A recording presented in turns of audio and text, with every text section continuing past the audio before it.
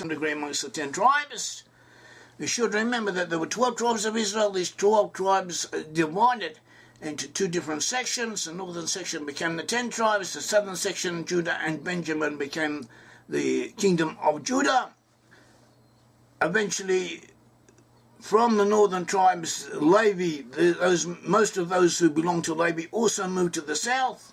And in addition to that, other elements from the 10 tribes moved to the south into the kingdom of Judah, so that the kingdom of Judah, from which there are the present-day Jewish people, is actually based upon Judah, Benjamin, most of Levi, and represent minorities from all of the other tribes. Even so, as Nachmanides explains in the book of Redemption, the other tribes, those small minority representative members who are from the other tribes who to be found amongst Judah, did not reach their tribal expression, their distinct tribal expression with Judah. They were not counted in the census of Ezra and Nehemiah when he returned from Babylon. Especially their tribal affiliation was not noted, even though they were there, as we can find by examining the numbers of those who returned and comparing it to the different families mentioned, as they were not named expressly because their tribal destiny was to be fulfilled by their main body of their tribes who were in exile with the 10 tribes. So we have the 10 tribes who were taken away by the Assyrians, taken away different portions of the Assyrian Empire and lost consciousness of their ancestry. From there they moved to the west, and they are to be found amongst Western peoples. And from these areas also were founded the nations of Canada, the USA, Australia, New Zealand, and all of the peoples in this area have elements from the 10 tribes amongst them. We do not say that they all belong to the 10 tribes, but we do know, according to the Bible, according to other evidence, that is where the 10 tribes are, in 10 tribes amongst these nations. So this is what we have. And therefore we have Judah, who is in the next line. Judah, Issachar, and Zebulon. This is the third line. This is the second line. Judah, this is the second line. The Judah, Issachar, and Zebulon are in the second line. Judah had the Nophic stone. The Nophic stone was sky blue. There's possibly a type of a carbuncle, which is a known stone. The Judah represents the Jews. It was the main tribe amongst the Jewish people. The sky blue color represents the kingdom of God, the heavens, as I have to say, and the worship of the Almighty, which is what the Jews were supposed to be doing, and to some degree have been doing. It also represents a tendency to religiosity and to finding all-encompassing solutions for whatever problems the world is faced with. Then we have Issachar. Issachar had the sapphire stone. This sapphire stone was dark blue. It was a type of sapphire. The word sapphire and sapphire, the two names are in effect the same name as written out in Hebrew, and therefore we're safe to accept the opinion that the sapphire stone was a type of sapphire. Sapphire was a dark blue. We find the descendants of Issachar amongst the Jews, but also amongst the Finns and the Swiss.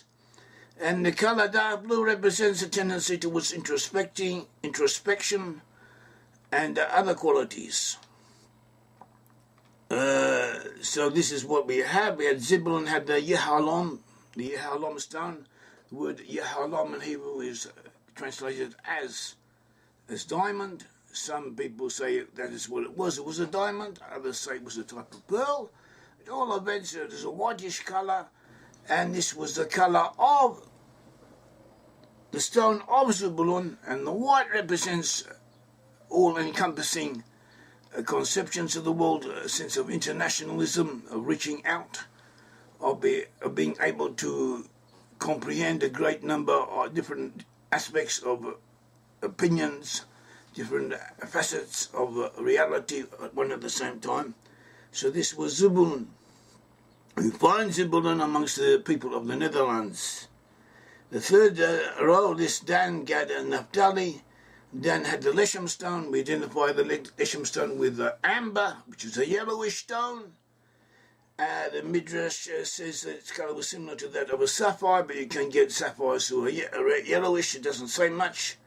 The colour was yellow or orange. And we find then amongst the Danes of Denmark, we also find them amongst the Irish. Orange colour is also associated with Northern Ireland. It's also associated with Donald Trump.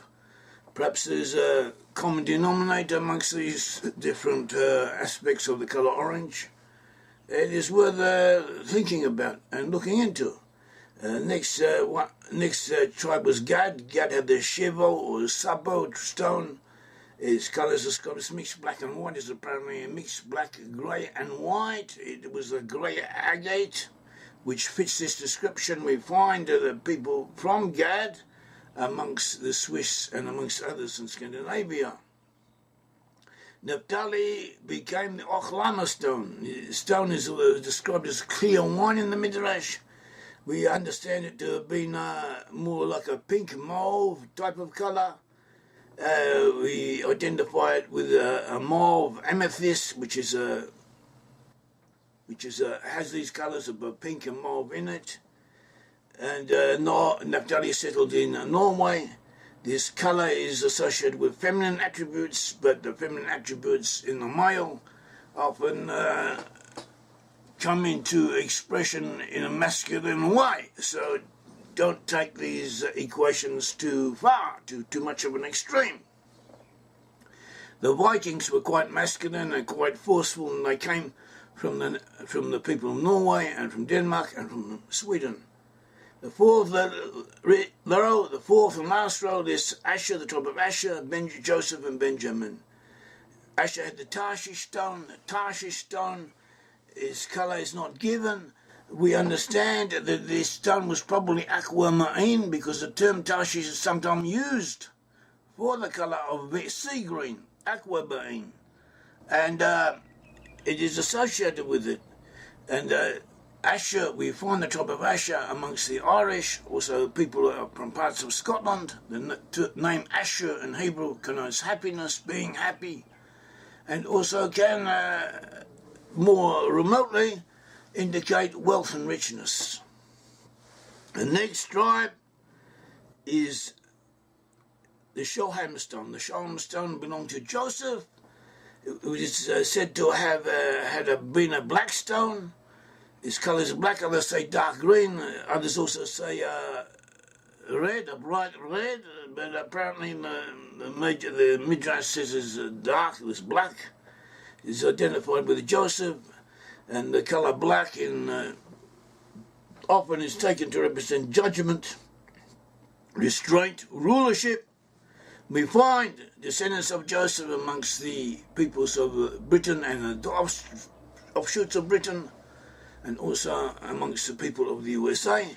The USA represents Manasseh, whereas Britain and her daughters come mainly or were dominated by Ephraim. Both Ephraim and Manasseh were the sons of Joseph. And the last stone is known in Hebrew as a yashpe. We identified it with a jasper.